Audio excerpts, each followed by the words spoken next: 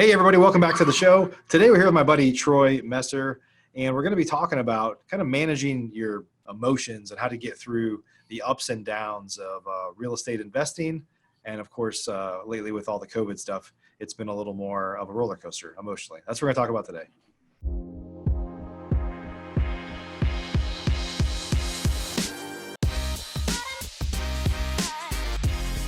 Professional real estate investors know that it's not really about the real estate. In fact, real estate is just a vehicle to freedom. A group of over 100 of the nation's leading real estate investors from across the country meet several times a year at the Investor Fuel Real Estate Mastermind to share ideas on how to strengthen each other's businesses, but also to come together as friends and build more fulfilling lives for all of those around us. On today's show, we're going to continue our conversation of fueling our businesses and fueling our lives. I'm glad you're here.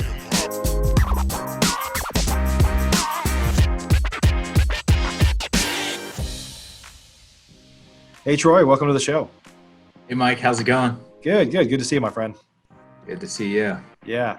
So it was interesting. We've been talking about, we had our Investor Fuel Mastermind meeting here the week before last, and you could tell a lot of people most of us are gung-ho and ready to get going again, but everybody's like a little bit gun shy on where are we going from here, what's going on, what's the pulse on everything. And so, and I think you used to operate in Vegas. You're not too far from there now. And my guess is that fed into it a little bit of just knowing that the market got hit pretty hard last time. And so sometimes people are a little more timid in markets that were hit hard before, just got like, hey, this isn't my first rodeo. But anyway, I think there's a lot of people out there that are a little bit rattled right now to some level. And so I'm excited to talk about that. Yeah, definitely. When this all hit, nobody really knew what was going to happen. So it was kind of like throw the brakes on, see where the cards fall. But Vegas, I think, was one of the hardest hit markets in the country. Yeah, you were operating back then, right, in Vegas? Or you? No, I wasn't. It's like you were around the Depression or people that lived through it before, if you will. And so I saw a lot of people lose everything they worked for. So time to be conscious. Yep. And and it's going to be great to talk about just because I know you have a great support network with your family. You're a part of our mastermind. I think just the power of being around the right people, having the right mindset, and believing in yourself, and really kind of all those things. So, hey, before we jump in, tell us your background, like how you got into real estate investing. Yeah, so my background is really it's kind of a long story, but back to like 1999. I'm 33 years old, and I was like 13 back then. So pretty much my parents opened up check cashing stores, small loan stores. Pretty much just worked out of the back of those till I was 18. And then I went off to culinary school, got a degree in cooking, and then just back into auto title loans after that. And it really wasn't my passion. A lot of managing people, a lot of just mundane stuff. Doing a lot of interviews. I don't think I knew, or I'd forgotten that you went to culinary school. That's interesting. I mean, I guess did you live in Vegas? Were you planning to go to Vegas at the time?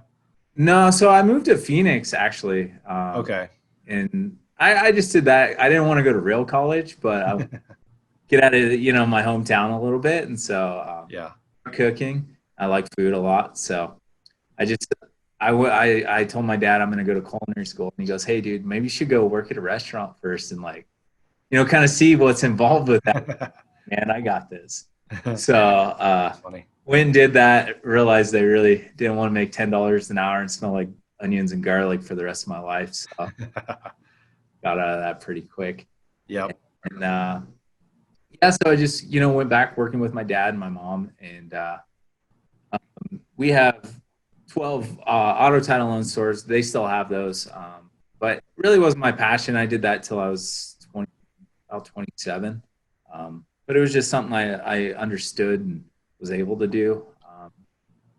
So then one day my dad said, there was some litigation that was kind of coming down with the CFPB, and just kind of looking at maybe getting put out of business. They changed some laws, and so Yeah. we really got on the search for other businesses. And so back in 2004, my dad was looking at home investors, and so that's always been kind of in the back of his mind. And so that just kind of came up again, and I was, I didn't really get it. I was kind of like, why is somebody going to sell us a house? How are we going to buy a house and sell it and make money? Like, why? I didn't really get it. And he's like, hey, Yeah.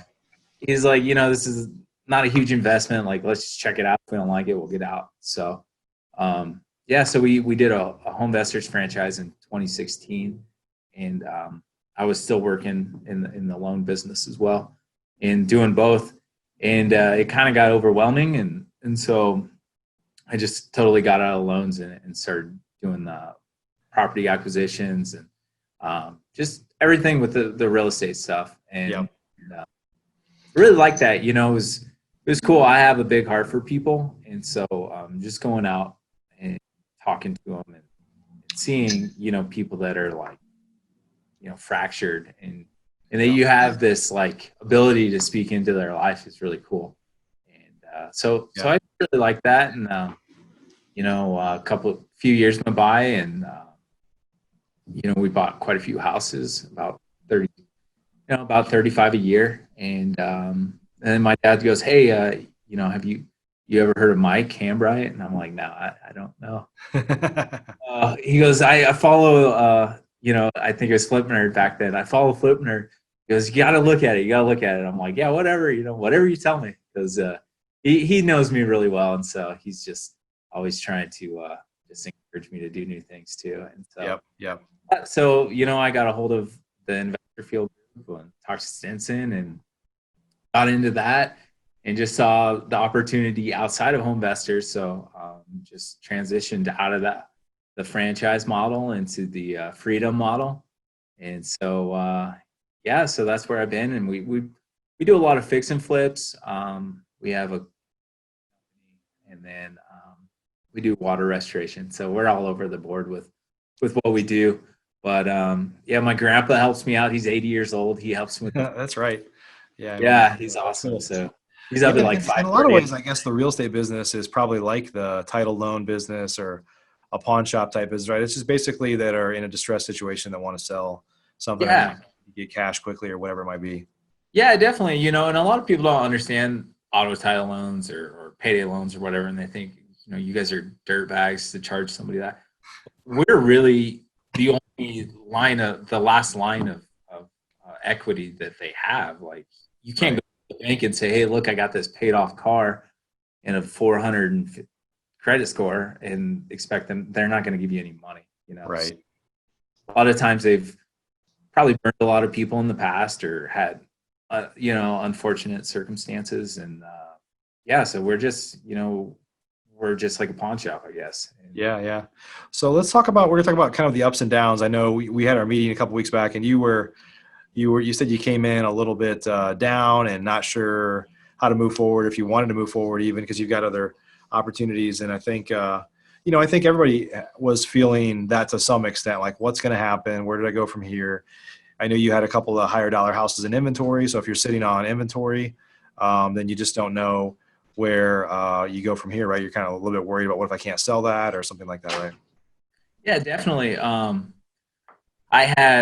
I kind of broke my model, and we started buying higher dollar houses, started marketing to them, just trying to, gather as much as we could. And so I did a big remodel. I was in a house like $500,000, and then a few like $300,000 houses in our areas. Like, our median house is $160,000. So out of the well above, more than double. In one instance, maybe 4x the median price point.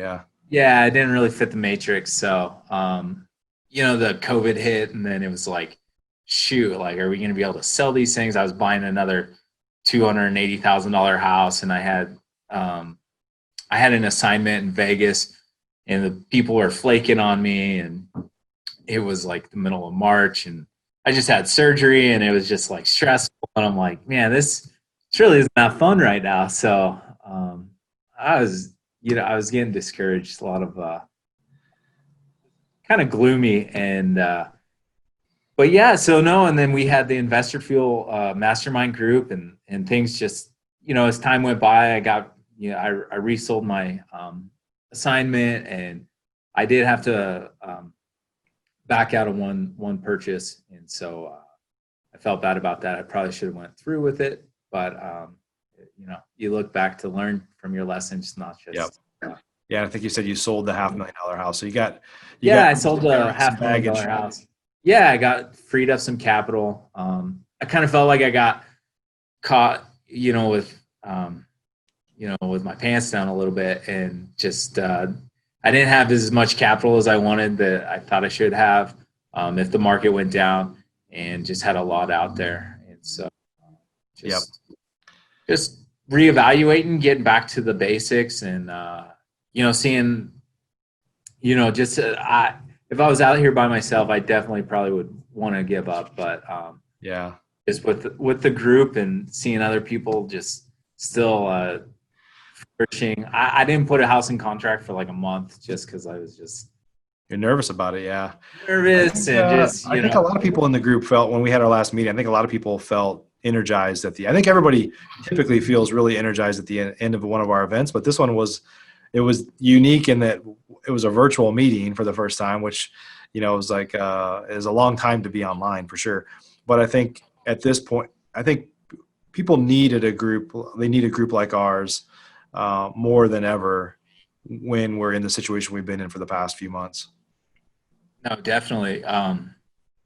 Without a support system, you're pretty much, you're your own worst enemy. And especially if you watch TV or you're watching the media at all, like it's easy to curl up in a corner somewhere and cry, Oh yeah. Just, go get a job somewhere or whatever. Not that that's insecure, it's just the times, not that it ever has been, but real estate's still really good in my market. And so it's cool that things are still moving. There's not a whole lot of inventory. And so it's so encouraging just to see everybody that, we survived, kind of, not to say that we know what's going to happen in 6 months or whatever, but it's just re-energized by the group for sure.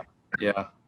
Talk a little about the importance. So I know you have a great support system at home too. So talk about the importance of having a good kind of family support system, because it's real easy for, if your spouse doesn't agree with you, or your family members that don't agree with what you're doing, it doesn't take much for them to say a couple things like, somebody told you so type stuff to kind of bring you down. But I know you have a great support system, but maybe just talk about the importance of that.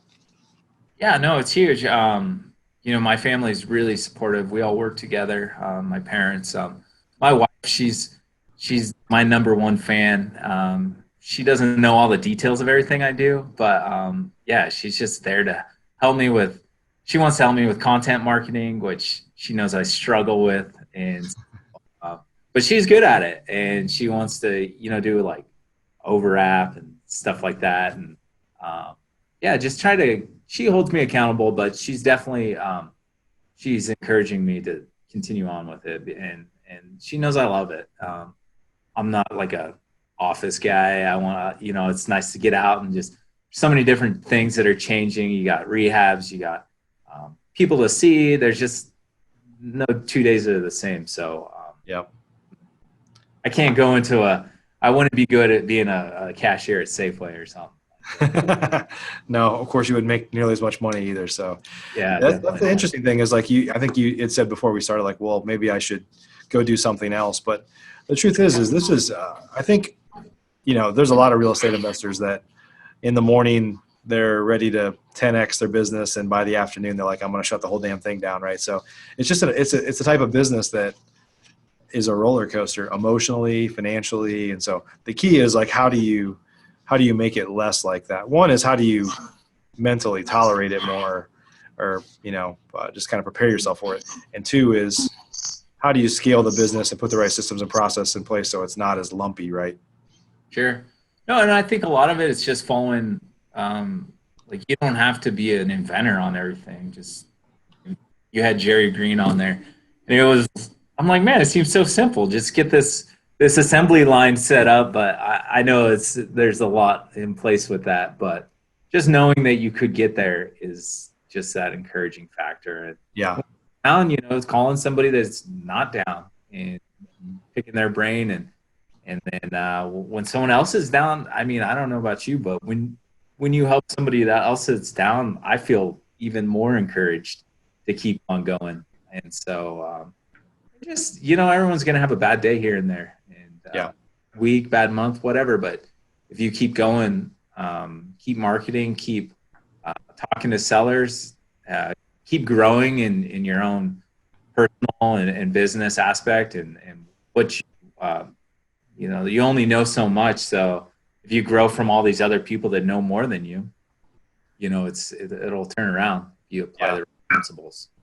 Yeah, I think a big part of, I was talking about this yesterday to some in our coaching program, is a big part of this business, whether you're new or even experienced, is just confidence, right? It's easy for us to lose confidence, and it just takes putting some things in place that you're able to constantly build that back up, or being around the right people, or putting the right materials in your head, whatever you're reading or watching or whatever, to make sure that you try to keep your confidence. Because it's amazing how two people, all else equal, perform so differently, and it's often very much a mental game.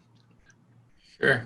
Yeah, and you can get beat down, by you get 20 sellers in a day that are pretty nasty to you. And, Right. and the next day you're like, I don't want to answer the phone, or whatever it is. But some people don't have that callous, and some people do, and they just keep on going. And the ones that keep on going are the ones that are successful in this business, and Yeah. in any business, because I mean, just me being fortunate enough to see, different industries and stuff. There's nothing that's easy. You got to do what you like. Right. That's that'll get you over the hump when it's not so rosy. Yeah. And that is an important thing to recognize, is like, well, most businesses are that way, right? No matter what you do, there's going to be some components of it that you don't like doing. There's going to be some element of drama, some element of, even if things seem smooth sailing, the whole COVID thing, there's some businesses, or certainly some industries even, that, they're not going to recover from this. And so everybody has drama to deal with. It's just a matter of how do you maintain confidence to move forward in the face of adversity, right? Sure. Yeah, and I think that's all about having the right support system and having, a supportive family. I don't know what you can do about that if you don't have a supportive Right. family, Yeah.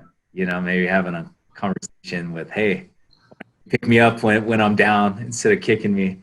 But yeah, and like I was telling you, it's like discouraged is, I was like, maybe I'll go open a plumbing business. Everyone needs plumbing. And it's like, what kind of plumber am I going to be? I'm going to have to relearn a whole new trade, a whole new, thing that people have been in their whole lives. And I don't, I'm going to just step in there and expect to be good. There's going to be a whole lot of discouragements in that. So, Yep. my dad's big on, hey, hone your craft, keep doing this, keep, educating yourself, keep on pressing. Yeah. Yeah. Well, Troy, you've been in Investor Fuel for actually over, I don't know, a year and a half, maybe almost 2 years now. What is it? Can you maybe just share a little information on how it's kind of impacted your business, or how it's impacted you personally? Yeah, no, Investor Fuel has been awesome. Yeah, I got in a year and a half ago, and since then, just my whole mind has changed on real estate investing. It's not really about the house; it's just a widget to get to that freedom. And the support system's awesome. Mike and Stinson are, yeah. I mean, I don't. You guys are always available, and so just the ideas of all the other people. If you're an independent real estate investor, you got to have that support group. And so just being able to come together, that's like my vacations, is when we come out to these investor fuel meetings and stuff.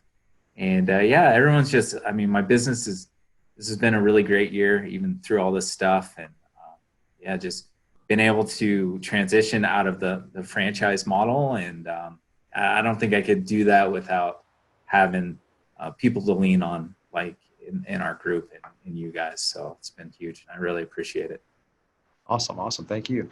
And so, Troy, if folks wanted to connect with you or connect with you on social media or anywhere else, where could they go to connect or learn more Yeah, I'm about pretty old. I'm not real old, but I'm kind of old school. So I'm just give me a phone call. My phone number is 928-279-3579. And you can text me too. But if you want to friend me on Facebook or whatever, we're buying houses as Humble Homes, and we're out of Mojave County, Arizona. So. Awesome. Well, hey, Troy, thanks for sharing your story with us today. Yeah, no problem. Thanks for having me, Mike. Appreciate you a ton, buddy. We'll see you. We'll see you again soon in person. Looking forward to seeing you soon in person. All right, you too. All right, talk to you soon. Awesome. Everybody, hey, thanks for joining us today. Hope you got some good value. If you haven't yet subscribed to the Investor Fuel show, you can go to investorfuel.com to learn more about us. And of course, you can watch all of our shows there. You can also access on iTunes, Stitcher, Google Play, YouTube, wherever you're watching this right now. So looking forward to seeing you again soon on the next episode. Are you an active real estate investor? If so, and you want to latch on to the power of surrounding yourself with over 100 of the nation's leading real estate investors, all committed to building stronger businesses and living richer, fuller lives, you should jump on a call with us to learn more about Investor Fuel. Simply visit investorfuel.com to get started.